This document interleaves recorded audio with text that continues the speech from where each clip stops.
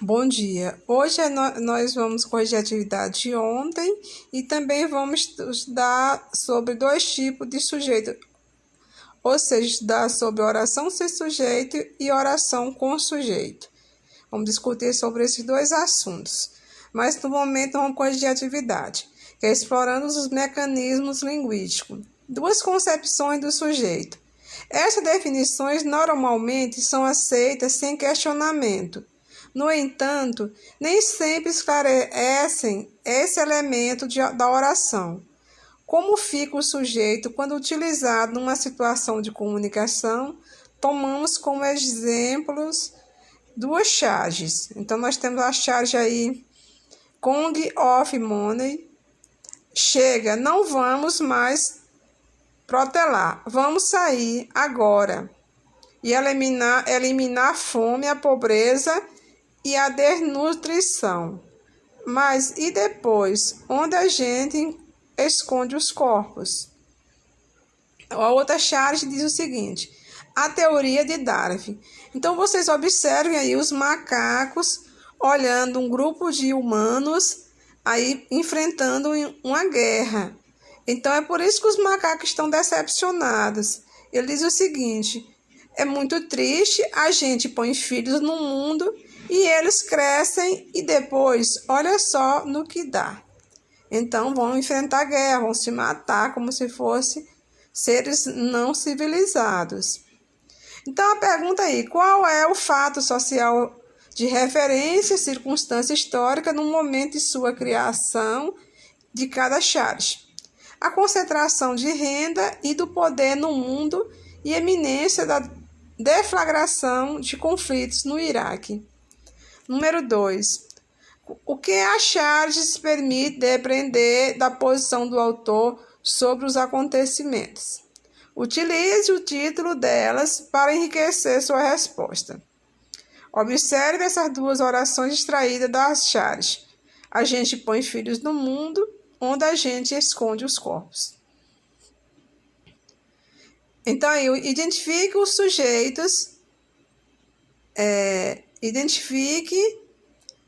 sujeitos, gramaticais dessas duas orações. Para responder essa pergunta, você não precisou levar em consideração a charge, bastou observar a oração.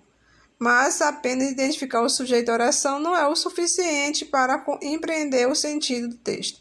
No caso, aí, se nós fôssemos ver o sujeito gramatical, seria a gente, que está no sentido de nós. Na primeira charge, o título em inglês situa o problema de concentração de renda no mundo global. O chargista critica a posição dos grupos que detêm o poder econômico. Eles têm a consciência de que devem fazer algo pelos necessitados. No segundo, temos que, segundo a teoria de Darwin, o ser humano descende do macaco. Assim sendo, segundo o chargista, os ancestrais dos humanos, considerando essa atitude mais atrasada que um macaco. Número 3. Analise os detalhes do desenho, explique o sentido que os sujeitos gramaticais já identificados adquirem nas charges. Na primeira charge, agente significa os grupos mundiais do poder econômico. Na segunda, agente significa os ancestrais do ser humano, decepcionados com o desenvolvimento de suas crias. Número 4. Relaciona o sujeito concebido pela gramática e o sujeito em uso nas charges. Explique suas dimensões. O sujeito gramatical é um componente sintático, um elemento material da estrutura da oração. Só quando empregado em situação comunicativa é possível detectar seu sentido. O sujeito gramatical é uma marca linguística que indica o sentido do sujeito em uso. Tomemos dois exemplos de sujeitos extraídos, respectivamente, de duas gramáticas citadas. O dia decorreu sem sobressalto. O sol é um astro luminoso. Dia e sol não são o que normalmente compreendemos como seres. Se tomarmos como critério a definição de Celso Cunha e Lindley Sindre, além disso, os predicados dessas orações não estabelecem propriamente relações com os sujeitos. Convenhamos, o dia não pode decorrer sem sobressaltos. Pela noção gramatical, o sujeito é vazio de sentido, tomando independentemente a situação de comunicação. Tomado. A palavra sujeito tem, pois, duas acepções: a de sujeito gramatical, componente sintático, e a de sujeito discurso, empregado num gênero do discurso. O sujeito gramatical pode ser humano ou não. O sujeito de discurso é necessariamente uma pessoa construída socialmente, portanto, um agente em interação com o outro, exercendo um papel social conforme vimos nas charges. O sujeito gramatical é uma materialidade linguística que dá suporte ao sujeito do discurso, mas só os dois juntos nos habilitam a construir e compreender sentidos. Na imagem da charge of Money de Angeli, quem é o sujeito para quem ele fala? O sujeito, eu e o tu. Qualquer uma das figuras masculinas representada pode ser o sujeito que se dirige a outras pessoas, as outras duas. Então, sempre quando você fala para alguém. Então, o sujeito é o eu e o interlocutor é o tu, que é aquele que recebe a mensagem. É preciso considerar que o sujeito de uma interação está sempre diante de um outro sujeito. Mesmo quando você fala sozinho, institui um eu, que fala para um tu ausente. A linguagem só é possível porque cada locutor se apresenta como sujeito, remetendo a ele mesmo como eu em seu discurso.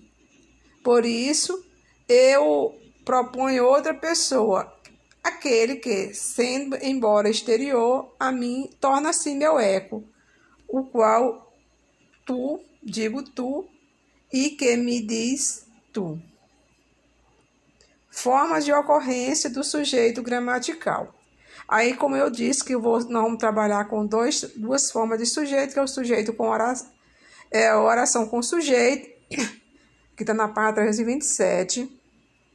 Aqui nós temos: considera os sujeitos gramaticais do enunciado verbal na charge Kong of Money. Chega, não podemos mais protelar. Vamos sair agora e eliminar a fome, a pobreza e a desnutrição. Mas e depois? Onde a gente esconde os corpos? Temos aí 3 formas verbais a que se associam sujeitos gramaticais. Identifique-os e explique como eles estão marcados. Na primeira fala, o sujeito gramatical é nós, primeira pessoa do plural, marcado pelo morfema mus. Nas formas verbais podemos e vamos. Então, o que a gente chama morfema mus, que é aquela terminação que dá para você identificar qual é a pessoa que está falando. Neste caso, nós sabemos, a gente chama isso de sujeito oculto ou sujeito desinencial. Na segunda, o sujeito gramatical é agente, que equivale a nós. Agente e nós, né? Mas e depois, onde a gente esconde os corpos? Os sujeitos gramaticais indicam o sujeito do discurso. Que sentido eles criam na charge? Eles indicam que os grupos economicamente poderosos atuam em conjunto e comungam dos mesmos valores. O sujeito gramatical pode ser marcado pela desinência verbal ou pode estar explicitado em forma de palavras. Neste diálogo, o sujeito explícito é uma expressão pronominal equivalente à primeira pessoa do plural. Desinências e palavras explícitas marcam sujeitos gramaticais determinados, mas nem sempre os sujeitos gramaticais são determinados. Porque você sabe que às vezes tem alguns sujeitos que não dá para ser identificados. Os sujeitos determinados, porque quando a gente estuda gramática, a gente estuda alguns tipos de sujeito. Nós estudamos os sujeitos determinados, são aqueles que você identifica. Quais são eles? O sujeito composto, o sujeito oculto e o sujeito simples. O sujeito indeterminado são aqueles sujeitos que existem, mas você não consegue identificar. Às vezes, assim, quebraram o relógio, quebraram as cadeiras, rasgaram os papéis. E não, a gente não sabe quem foi que praticou essa ação. Então, fala-se muito disso. Quem é que fala, ninguém sabe. Então, esses aí são sujeitos, precisa-se de bibliotecária. Quem é que está precisando? Ninguém sabe. Então, neste caso aí, são sujeitos indeterminados, mas são oração com sujeito, não vai identificar. Oração sem sujeito. Existem também as orações sem sujeito. Está na página 329 a 330, bem no finalzinho do livro. Até aqui vimos marcadores gramaticais para sujeitos existentes. É possível, porém, que o sujeito não exista. Observe essa charge de Jaguar, publicado em uma coletânea de charges bem-humoradas sobre temática da saúde pública no Brasil. Então, nós vimos aí está tendo um teatro, aí numa briga lá na representação e alguém se fere. E chega o ator na plateia e pergunta: tem algum médico na plateia? E das pessoas da plateia responde: depende. Ele tem algum plano de saúde? Então, aí nós vimos o autor dessa charge é Xerxes de Magalhães Gomes Jaguaribe, que é conhecido como Jaguar, humorista gráfico, carioca, conhecido como Jaguar, nasceu em 1932, começou a trabalhar como cartunista na revista Manchete, foi editor de humor da revista Senhor e fundador do jornal O Pasquim. Colaborou com quase todos os jornais e revistas brasileiros, tendo recebido prêmios internacionais. É considerado um dos grandes nomes de humor gráfico nacional. Então, vamos fazer as questões e perguntas sobre isso aí. Se uma charge está publicada numa coletânea sobre saúde pública, o que podemos esperar do texto? A resposta é: o autor fará uma crítica à saúde pública, criando humor. Explique a situação retratada na charge até o momento imediatamente anterior da interação verbal. Num teatro, durante uma cena com espada, um ator se fere. O espetáculo é interrompido e um dos atores se dirige à plateia para pedir ajuda. Número 3. Identifique a função social dos interlocutores no momento da fala.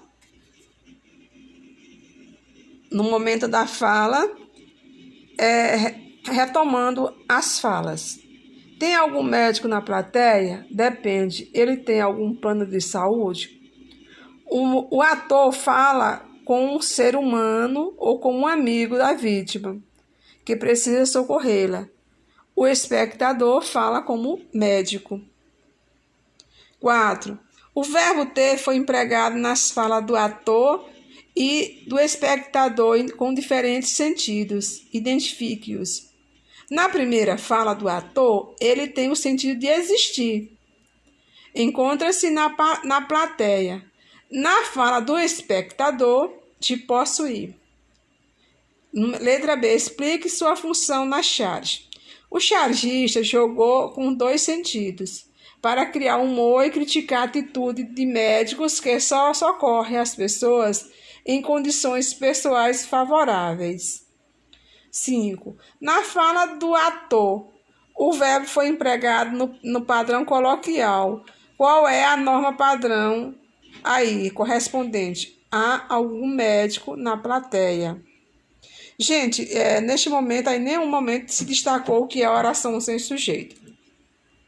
Essa última frase, ela com o verbo haver no sentido de existir, ele é um verbo impessoal. Se é um verbo impessoal, significa que não tem pessoa, então ele é uma oração sem sujeito. Então, essa frase aí é uma oração sem sujeito. Geralmente as orações sem sujeito são pelo verbo haver no sentido de existir, ou no sentido de decorrência. Também os fenômenos da natureza, quando eu digo que trovejou muito, relampejou, choveu bastante essa noite. Todas essas orações aí são orações sem sujeito, porque ninguém sabe quem choveu, ninguém sabe quem há, não é? Ninguém sabe quem relampejou. Então, é nesse sentido aí, nós vimos que são chamadas de orações sem sujeito. Então, nas próximas aulas, eu posso fazer uma revisão maior e melhor, porque nós estamos concluindo nossos assuntos que estavam no livro. Mas eu vou, a partir de agora, trabalhar com vocês sobre temas e assuntos do Enem. Bom, gente, então estamos concluindo nossa aula por aqui e tenham todos um bom dia.